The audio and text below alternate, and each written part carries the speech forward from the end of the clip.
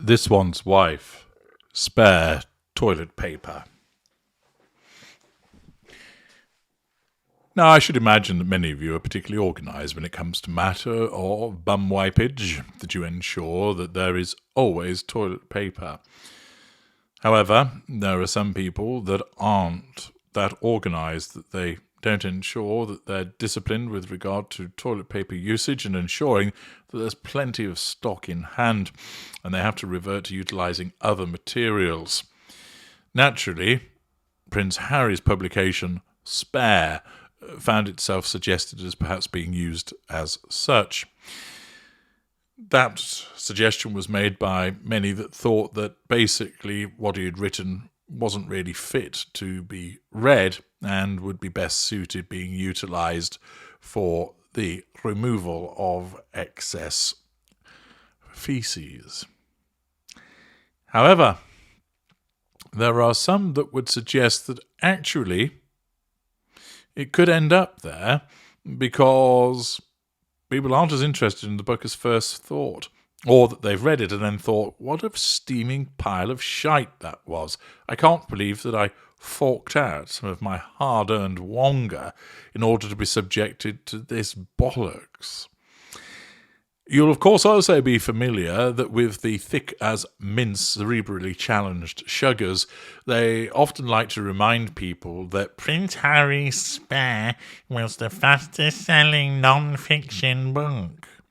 Well, should you ever be engaged in a battle of wits with these morons, and of course we all know that it's an unfair fight because they come to such a battle unarmed, you can now tell them that actually Prince Harry's book Spare is the most traded-in biography of the year, meaning people don't want to keep hold of it, that either they start reading it and think, oh my goodness me, my eyes, I need to bleach my eyes, or that they manage to reach the end of it and think, fuck me, I'd rather be embarrassed having this seen around on my coffee table or bookshelf, I better get rid of it.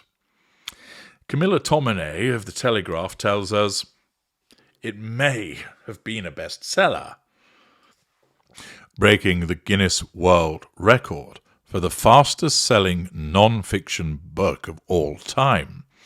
But Prince Harry's autobiography, Spare, has now reached a new, rather less salubrious milestone. According to We Buy Books, the 416-page tome, which was published on January the 10th, was the most traded-in biography of the year. A spokesman for the book specialist which turns unwanted books into cash said, Prince Harry's Spare was our most traded-in biography of the year. We've accepted 459 copies. We limit how many we accept in a time frame, so chances are, if we'd accepted every copy, there'd have been a lot more.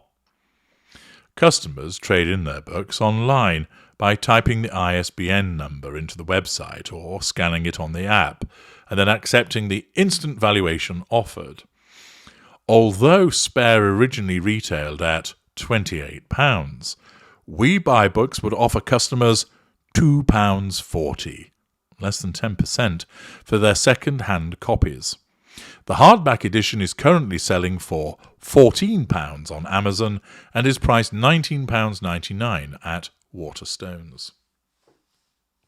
The book came out in digital, paperback and hardcover formats and has been translated into 15 languages.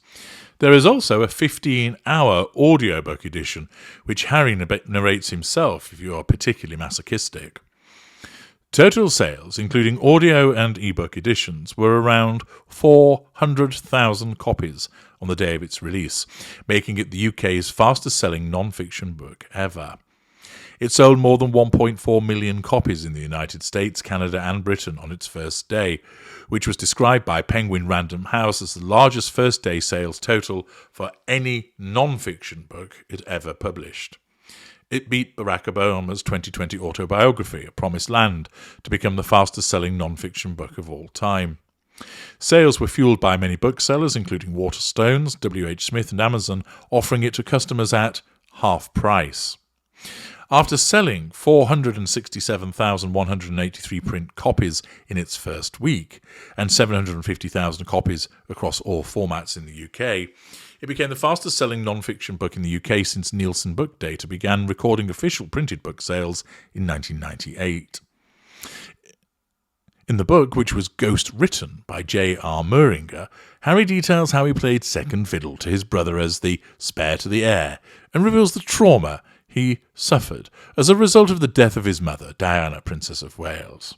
He describes being assaulted by William. "He broke my necklace," reveals how the king begged his sons not to make my final years of misery, boys, and details losing his virginity by an older lady in a field behind a pub. He also revealed he'd killed 25 enemy combatants while serving with the British Army in Afghanistan. The book, which accused his stepmother, Queen Camilla, of leaking stories to the press and suggests the Princess of Wales was insulted by this one's wife, referring to having baby brain, received mixed reviews. Now, what of the fact that the outcome of all of this is that it's the most traded in book? Well, Harry won't give a rat's ass. He won't really understand what that means. Does it mean they're swapping it for, I don't know, Batman or something? But what about the impact upon this one's wife as a narcissist? After all, as we know from examination of the works, as I paraphrased much of it earlier this year, her cloven hooves are stamped all over it, and we know that she will have utilised the book as a means of making herself look great and pouring scorn on other people. That she will have encouraged Harry to make certain disclosures as she hung him out to dry, as she then went silent during the promotional period. But what would be her stance with regard to the book being panned in this way? Given the fact that it's largely her creation, is this something that would then impact upon her and make her feel bad? Would she feel that it's an implicit criticism of her? Well, the short answer is no, she would not. Remember, Harry's in the sustained devaluation, and therefore she would look upon the returning of this book in record amounts as justifying her criticisms of him. "See, Harry, people don't want your book. I told you you shouldn't have written it. You should have done it in a different way, like I told you to. See, this is what happens when you don't listen to me." Thus, she will triangulate Harry with the return of the book in order to demonstrate that he didn't know what he was doing and that she always knows what she's doing because she's brilliant and talented. She will utilise it for the purposes of making him feel bad as part of his continued sustained devaluation. Irrespective of whatever advice she gave him at the time, irrespective of her encouragement with regard to the writing of the book, irrespective of the sections of the book that she may well have detailed to the ghostwriter himself, the fact is that now, through compartmentalization, she will revise history to suggest that she never had anything to do with it, and any criticism of the publication by way of it being returned isn't any kind of aspersion on her, but is simply reflective of the fact that Harry had written a load of nonsense, and it's to be expected. Thus, she will utilise this for the purposes of criticising Harry, thus using it to devalue him. I'm H.G. Tudor. Thank you for listening.